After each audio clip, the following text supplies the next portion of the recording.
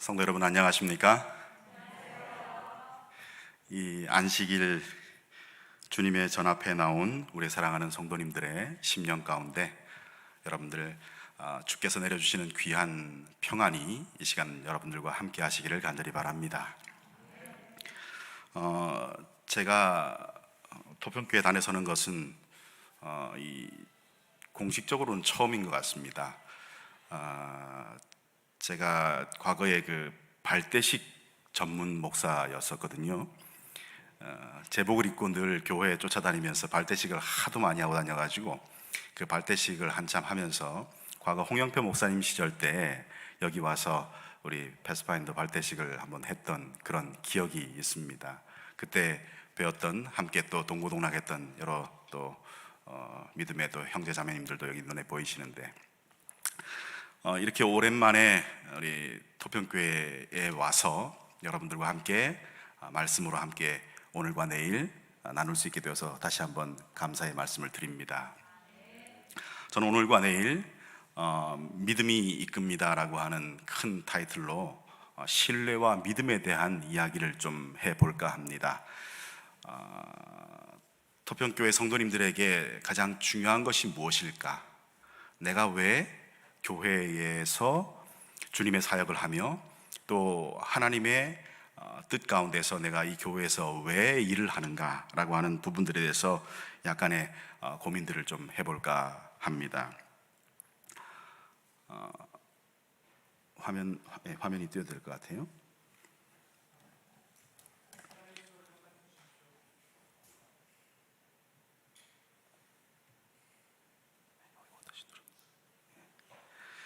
다 같이 본문 말씀 디도서 1장 5절 말씀을 보시겠습니다. 디도서 1장 5절에 있는 말씀입니다.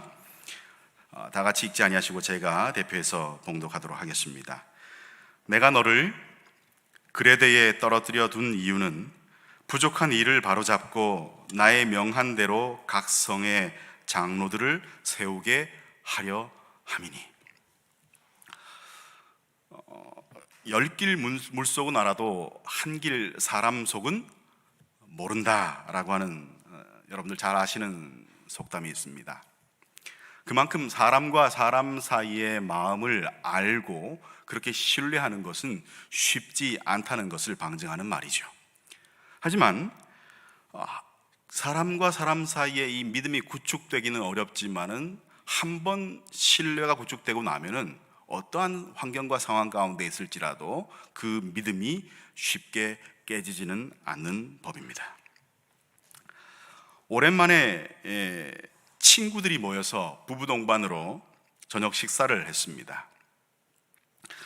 그런데 한 녀석이 아내를 부를 때마다, 화면이 나오나요? 아내를 부를 때마다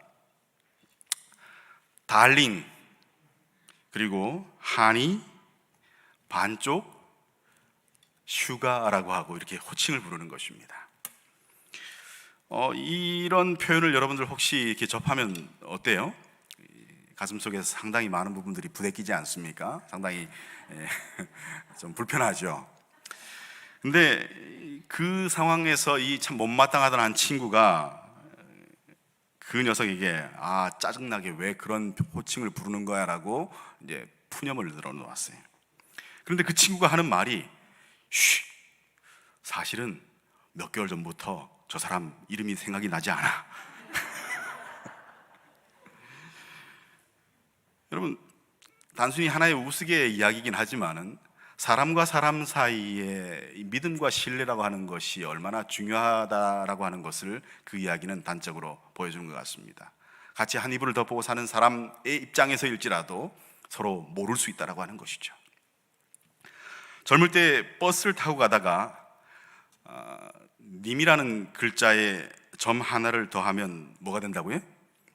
남이 된다라고 하는 그런 그 아주 입에 촥 감기는, 또 귀에 감기는 그런 가사를 들었던 적이 있습니다. 사람의 가장 친밀한 관계의 허와 실을 꿰뚫어 보는 내용에 탐복하면서 무릎을 쳤던 적이 있습니다. 믿음이 오래 지속되지 못하는 세상 가운데에서 오늘 우리가 읽은 이 디도서 1장 5절의 말씀은 어떤 의미를 주고 있을까요? 오늘 사도 바울은 한 사람에 대한 전폭적인 신뢰와 믿음을 보여줍니다. 그의 이름이 바로 무엇이에요?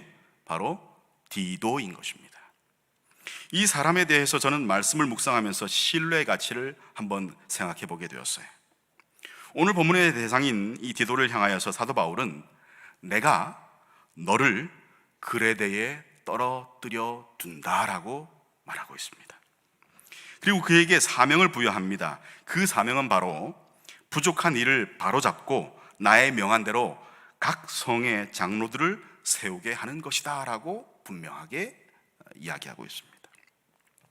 가만히 보니까 바울이 디도에 대한 무한 신뢰를 보내면서 목회적 기대를 한껏 불어넣어주는 것을 보게 되는 것입니다. 이 디도라고 하는 사람은 신뢰의 상징이라고 볼 수가 있는 것이죠. 이 장면, 이 사진은 PMM 목사님들의 파송식 사진입니다. 가끔 PMM 선교사 파송식에 참가한 적이 있습니다. 젊은 목회자 가족이 6년의 시간을 이국 땅에서 복음을 전하는 선교사로 봉사하는 제도죠.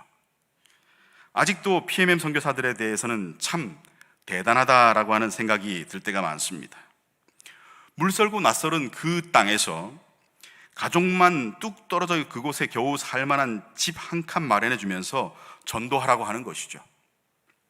내 믿음의 분량이 작아서인지 모르겠지만 어찌 보면 참 무모한 도전이다라고 하는 생각이 들 때가 많았습니다. 하지만 말씀을 전하는 분들의 한결같은 메시지는 무엇인가 하면은 이사야 6장 8절에서 내가 누구를 보내며 누가 우리를 위하여 갈꼬 라고 할 때에 그때에 내가 가로되 내가 여기 있나이다 나를 보내소서, 이런 말씀의 그 선포가 그들을 보내는 것이, 거기에는 뭐가 깔려 있습니까? 바로 신뢰와 믿음이 깔려 있는 것입니다. 믿는 것입니다. 그 믿음이 아무것도 기댈 데 없는 곳에서 기적을 일구는 힘이 되는 것이에요. 그러니까 바울은 오늘 본문의 말씀을 보건대 분명 디도를 전적으로 믿었던 것을 알 수가 있는 것입니다. 사실 이 바울은 아무나 믿는 사람이 아니었습니다. 그는 과거에 예수를 믿는 사람들을 핍박하면서 그가 돌아다닐 때에 직접 예루살렘으로부터 어디까지 갔었어요? 다메섹까지 가서 그곳에서 친히 예수를 전하는 사람들을 포박해서 데려올 정도로 그렇게 정말 먼 길을 직접 갔던 그런 사람이었습니다. 훗날 예수를 믿고 난 이후에도 교회를 방문할 때에 몇 차례씩이나 갔던 교회를 다시 돌아보고 또 점검하면서 그들에게 말씀을 전하고 이설을 경계하라고 꼼꼼히 그렇게 주의를 줬던 사람입니다. 그래서 바나바의 생질이었던 마가가 여행에 함께 했을 때가 있었죠. 바로 그때에 그의 성숙되지 못한 모습에 깊이 실망한 나머지 바나바와 이 마가에 대해서 동행 문제로 대판 싸움을 벌인 사람이 바로 이 바울이었습니다. 그렇다면 바울이 믿었던 이 디도라는 사람은 어떤 사람일까요? 그는 갈라디아서 2장 3절에 보면은 그의 이 국적을 뭐라고 하고 있습니까? 그의 인종을 헬라인 디도라고 기록하고 있어요. 즉 그는 유대인이 아니었습니다. 분명히 그를 이방인으로 기록하고 있는 것이죠. 그는 유대인이 아닌 헬라인으로서 예수를 믿어 믿음의 길에 들어온 그런 사람이었습니다. 초대교회에서 이방인의 구원 문제가 한참 할례 때문에 복잡했을 때 바울은 예루살렘 총회에 다름 아닌 이방인 디도를 데리고 갑니다. 이 사람이 증인이다. 이 사람이야말로 이방인들에게 복음을 전해야 되는 그 이유와 타당성을 증명하는 나는 증인인 것이다 라고 그를 데려가는 것입니다. 이 사람은 같은 믿음은 우리 유대인에게서도 보지 못했다라고 사람들 앞에서 증언했던 것입니다. 모태 신앙인이 있고 초대 신앙인이 있죠. 살짝 한번 들어볼까요? 모태 신앙인 한번 손 들어보십시오. 예, 손 내리시고요. 내가 처음 일대 신앙인이다. 예, 감사합니다. 이 모태 신앙인이라고 하면은 불로 묘사를 하자고 한다면요, 숯불입니다. 이 뭔가 좀 이렇게 맹렬한 것은 없는데 어떻게 해요? 오래 가요. 예.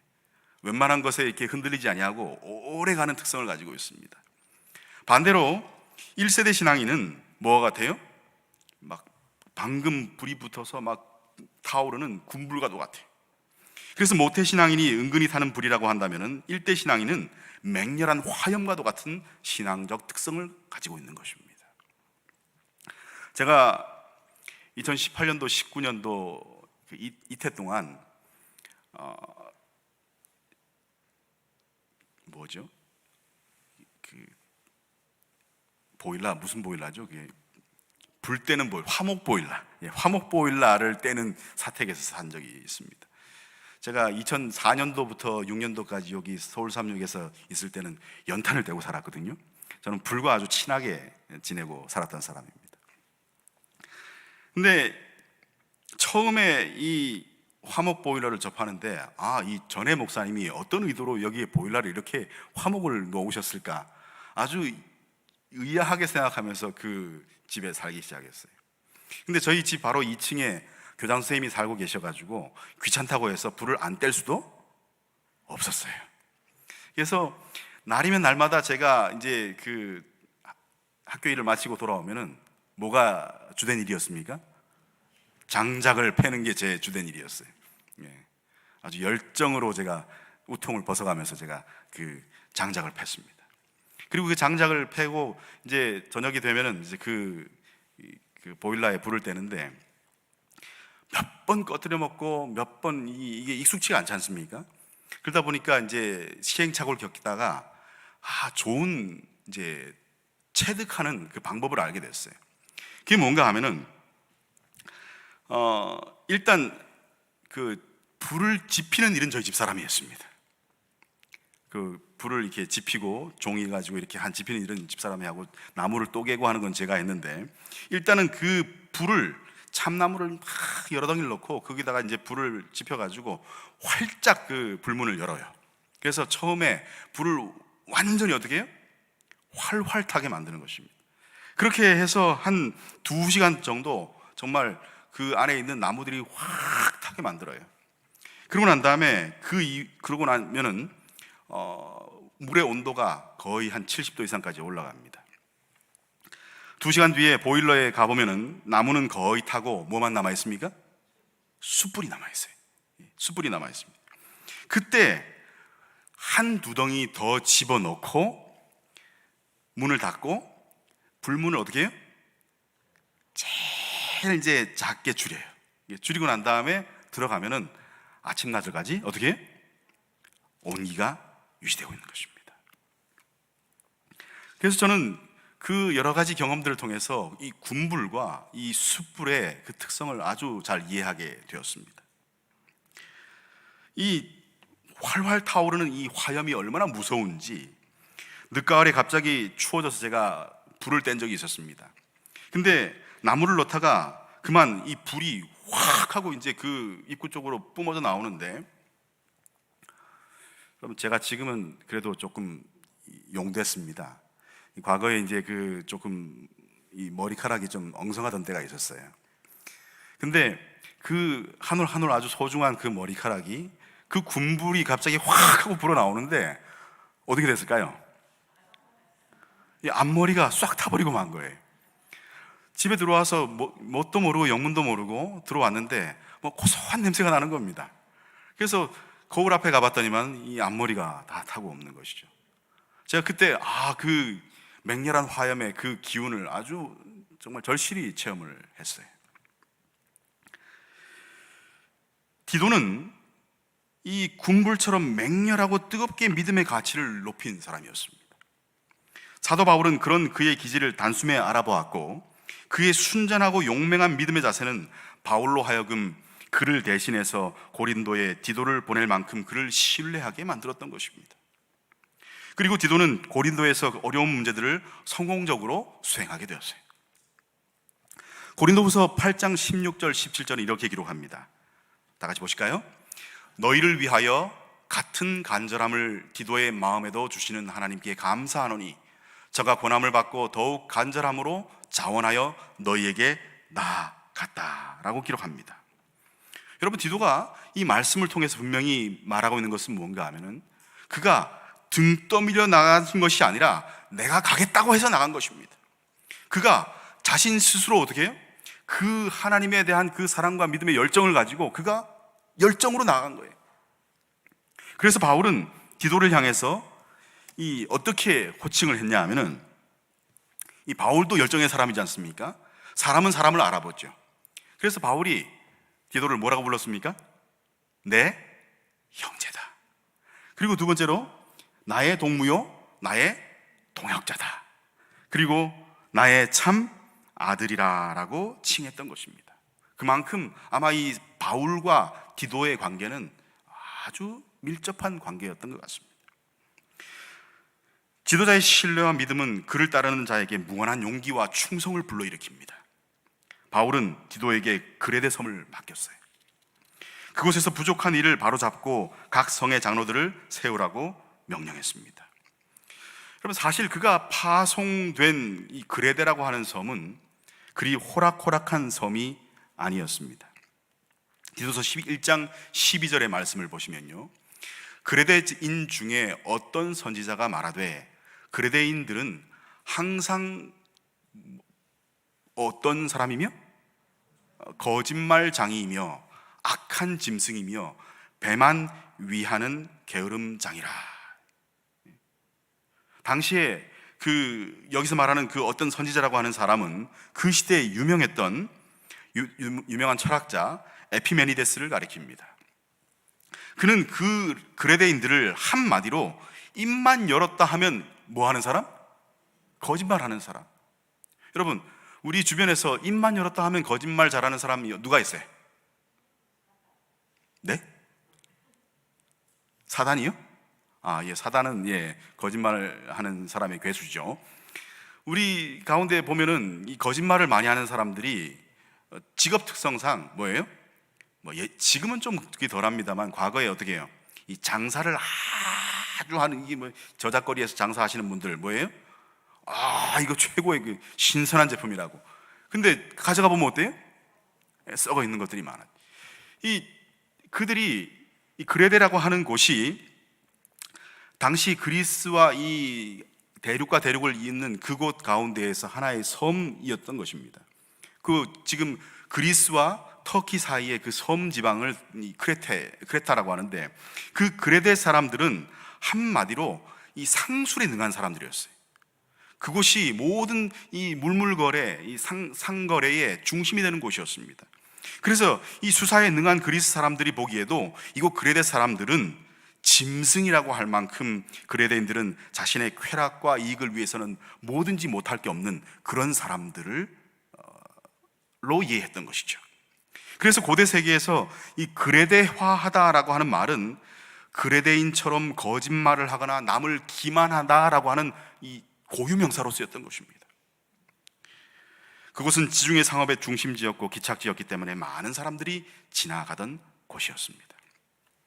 즉 다시 말하자면은 거기서는 남을 속이는 것이 곧 나의 이윤을 극대화하는 길이었던 것이기 때문에 그곳에서 그들이 할 수 있는 온갖 악행들을 다 했던 것이죠. 그곳이 그런 곳이었습니다. 이런 곳에 바울이 디도를 보냈던 것입니다. 처음에 그곳에 간 디도가 얼마나 가슴이 답답했을까요? 디도는 왜 하필이면 바울 사도는 나를 이곳에 보내셨는지라고 불평했을 수도 있었을 것입니다. 하지만 그는 바울의 믿음의 대상이었습니다. 그는 바울이 자신을 믿고 있음을 기억했습니다.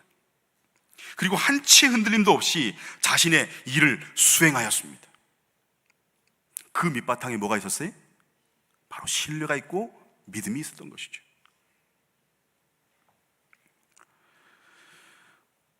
여러분들 아마 이 이야기는 들어보셨을 것입니다.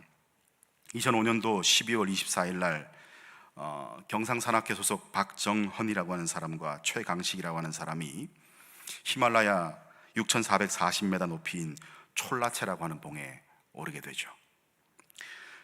베테랑 산악이었지만은 촐라체라고 하는 곳은 상당히 새로운 도전이었습니다. 왜냐하면은 그곳은 1,500m라고 하는 1.5km라고 하는 수직 빙벽이 있는 곳입니다. 이 산악인들에게 있어서는 그곳은 정말 꼭 도전하고 싶은 어떤 그런 곳이었던 것 같아요. 그리고 그들이 서로를 믿으면서 등반 4일째 만에 그 산 정상에 올랐습니다.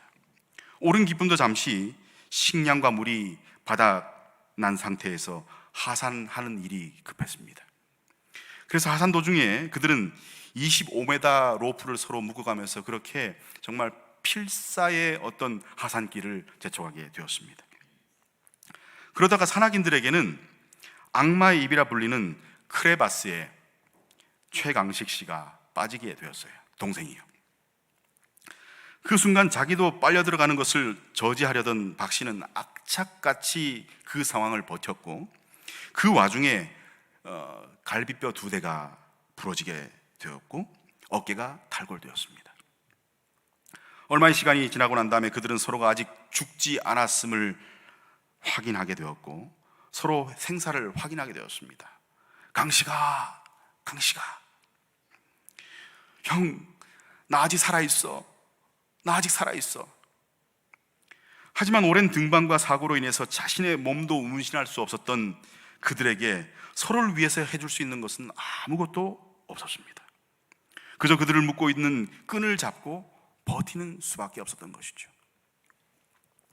설상가상 이 최강식 씨는 크레바스에 떨어지는 그 순간 충격에 의해서 양 발목이 부러지고 말았어요. 그러니까 두 사람 다 온전치 못한 상황 가운데에서 그 로프 하나를 사이에 두고 그렇게 버티고 있었던 것입니다. 박 씨의 몸무게는 70kg였지만은 끌어올려야 할 그 동생 최 씨는 배낭까지 짊어진 상태에서 90kg가 넘어가는 것입니다.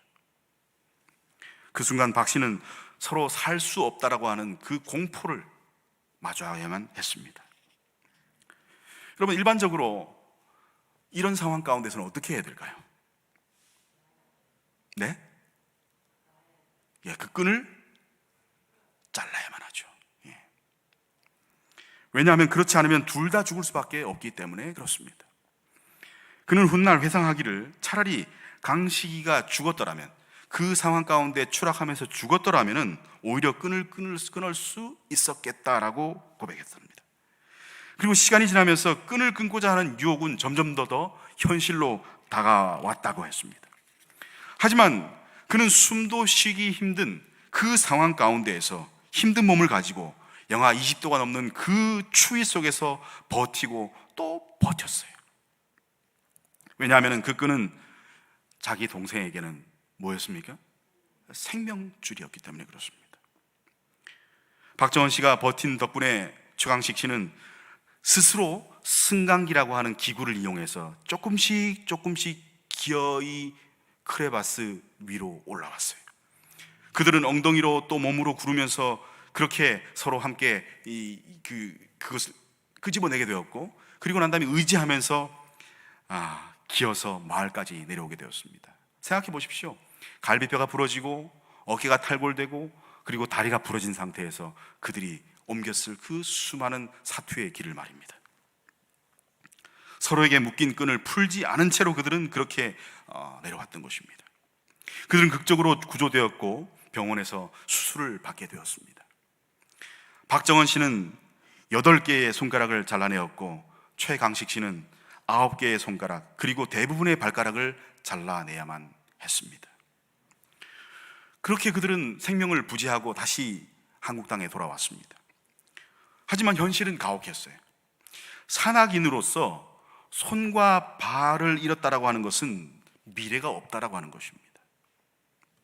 그것도 앞날이 창창했던 26살 동생 최강식 씨에게는 더 말할 것도 없었습니다. 한동안 이 동생 최강식 씨는 삶의 의미를 잃은 채 깊은 절망과 나락 가운데 술과 짝하면서 살았어요. 하지만 그런 상황 가운데에서 그를 불러일으켜 세운 이유가 하나 있었습니다. 그것이 무엇일까요? 왜냐하면 내가 이렇게 주저앉아 버리면 그 죽음의 순간에 나를 그렇게 살리겠다고 그 오랜 시간 동안 자신의 생명을 걸어가면서까지 나를 살린 형님의 희생이 뭐가 되는 거예요? 불거품이 되는 것입니다. 나는 살아야 한다. 나는 일어나야 한다. 나는 세상을 향해 팔을 펴야 한다. 그렇게 자기 스스로 동여매게 만든 그것이 바로 형님의 신뢰와 믿음이었던 것입니다. 제가 아까 고린도 교회에 바울이 디도를 보냈다고 말씀드리지 않았습니까?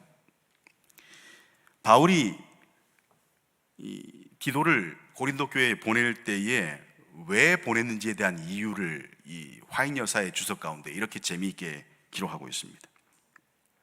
고린도서 8장 16절 18절에 보면요, 그것에 대한 화의 주석을 보면요, 바울은 기부금을 거두는 이 일을 직접 책임지고 싶지가 않았다. 수금하는 것을 자기가 하고 싶지 않았다는 거예요.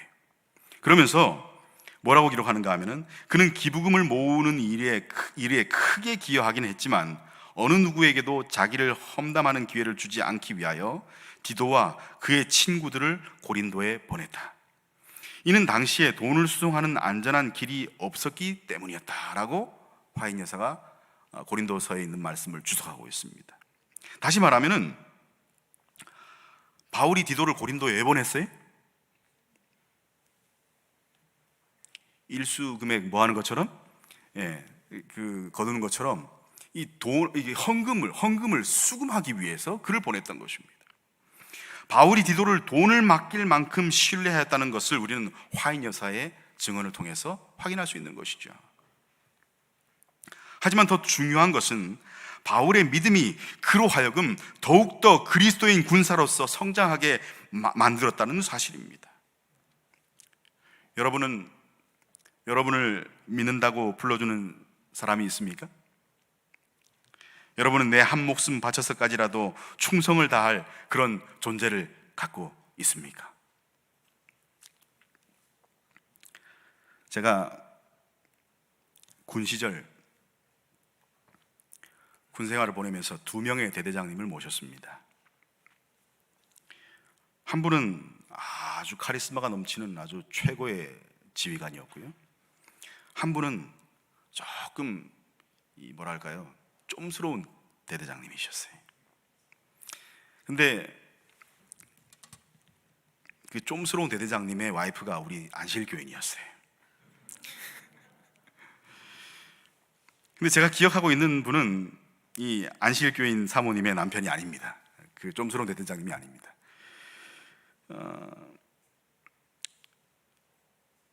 다른 한 대대장님은 늘 선글라스를 끼시고 아주 그 풍기는 아우라가 대단하신 분이셨어요. 지금 생각해보면 여러분, 중령, 대대장 그러면 그렇게 별거 아니에요. 근데 당시에 군생활 할 때는 어땠습니까? 정말 우러러 보이고 대단한 분으로 여겨졌습니다. 그 대대장님이 제가 처음 자대 배치를 받았을 때에 안식일 문제로 어려움을 당하고 있을 때에 저와 1대1 면담을 하셨어요. 면담을 하시는데 한참 이런저런 얘기를 들으시더라고요. 제가 이제 하는 얘기를 해보라고 하면서 들으시더니만은 주임 원사를 불러요. 주임 원사를 얘기를 딱 듣더니만은 너 그러면 된다 안 된다 이런 얘기 없어요. 그냥 이분이 되게 성격이 시원시원하신 것 같아요. 딱 주임 원사 부르더니만은 내 상황을, 이등병의 상황을 한번 들어보고 잘 처리해 줘. 딱 그 말 하고 끝내시더라고요. 근데 그 덕분에 제가 큰 도움을 얻게 되었습니다. 왜냐하면은 그 주임 원사님 댁 바로 앞에 우리 교회가 있었어요.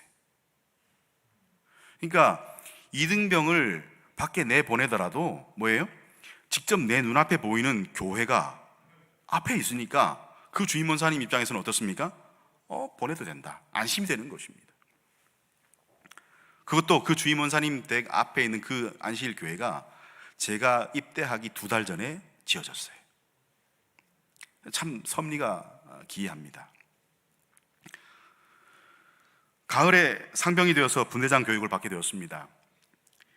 산에 올라가서 사격수를 배우는데 그 MG50이라고 하는 그 비행기 쏘는 총이 있어요. 그 총을 이제 뭐 쏘는 훈련을 누가 하는 통에 그 가을녘에 바짝 마른 그 나뭇 잎사귀들 때문에 그 총의 파편으로 인해서 불이 나게 되었습니다. 그래서 산중턱에 불이 막 나는 거예요. 그래서 저희가 훈련을 하다 말고 저 산 위에 이제 불이 나는 모습을 지켜보면서 이제 거기 있던 중대장님이 빨리 올라가서 우리 불 끄자고 그래가지고 다 거의 2km, 3km 넘는 그 산 중턱까지 막 뛰어 올라갔어요. 뛰어 올라가가지고 거기서 손에 뭐가 있습니까? 그냥 나무채 같은 걸로 가지고 또 이것저것 가지고 다 불을 끄기 시작했습니다. 그렇게 정말 겨우겨우 불을 다 끄고 나서 가까스로 불을 지나간 이후에 거기 한 20명 넘는 우리 거기 불 끄러 갔던 그런 사람들이 1과 4분의 1톤 요 차 아시죠? 이 차 저 뒤에 다 탔어요. 빨리 내려가려고. 저희 뒤에 뭐 불과 한 8, 9명 탈 수 있을까요? 한 20명이 저희 안에 다 꽉 타가지고 그래서 이 산에서 내려오게 되었습니다. 그렇게 내려오다가 이 운전병의 미숙으로 인해서 바로 옆에 있는 골짜기로 차가 전복이 되어버렸어요. 그 이등병 운전병이 이제 기아 바꾸는 게 서투르다 보니까 갑자기 기아를 바꾸는 상황 가운데 차가 구르게 된 것이죠. 그래서 그 차가 전복이 되면서 저 수십 미터 밑에 계곡으로 차가 전복이 되었습니다. 그러면서 저 위에 있던 호루 안에 함께 타고 있던 24명의 우리 군인들이 뭐가 됐을까요? 김밥 속에 뭐처럼? 밥풀처럼 그 안에서 엉켜버렸어요. 그래서 그 안에서 목이 꺾인 사람, 그리고 눈알이 튀어나온 사람, 온갖 그 안에서 막 그 엄청난 사고들이 일어나게 되었습니다. 어깨가, 저 같은 경우도 호루 안에서 뒹굴다가 어깨가 탈골되고 경추 쪽에 이 충격을 받아서 제가 한 4개월 동안 병원 신세를 졌습니다. 근데 그때 그 사고가 났을 때 대대장님이 막 불이 나게 뛰어오셨어요. 그렇게 폼 잡기 좋아하고 저희들이 범접할 수 없던 그 대대장님이 그날 수많은 부상자 틈을 쫓아다니면서 이리저리 연신 쫓아다니면서 온 그냥 전투복을 풀어헤친 채로 정신없이 쫓아다녀요.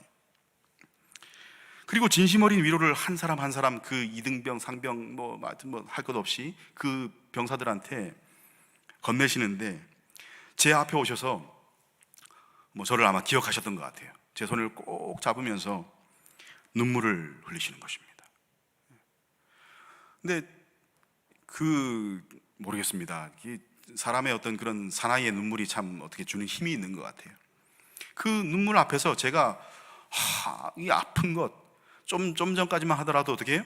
이 나라에 대한 불만, 혹은 이 어떡하나 하는 어떤 그런 마음의 불만들이 그 대대장님의 그 눈물 가운데서 어떻게 해요? 싹 녹아내리는 거예요.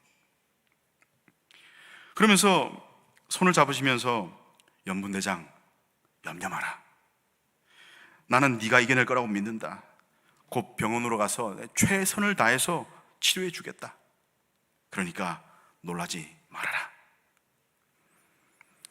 오히려 제가 어쩔 줄을 몰라서 대대장님을 바라봤던, 그리고 괜찮다고 말했던 그런 기억이 있습니다. 저에게 대대장님은 그날 이후부터 그 대대장님밖에 없었습니다. 오늘 우리가 기억할 것이 있습니다. 주님은 우리 하나하나를 믿고 계십니다. 왜냐하면 우리는 자신의 아들의 생명과 맞바꾼 존재이기 때문에 그렇습니다. 우리가 그분의 믿음의 대상이라고 하는 그 사실은 내가 성도로서 주님과 교회를 위해서 충성을 다하는 최고의 양분인 것입니다.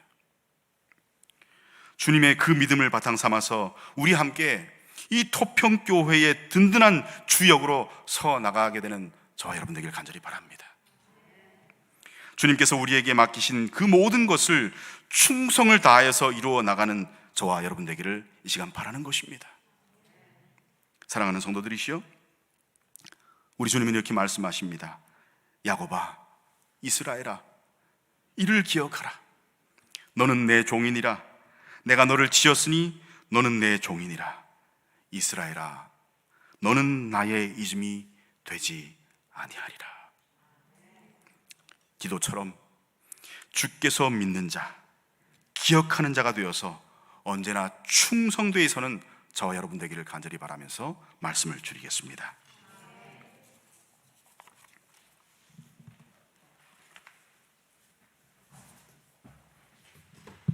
감사합니다.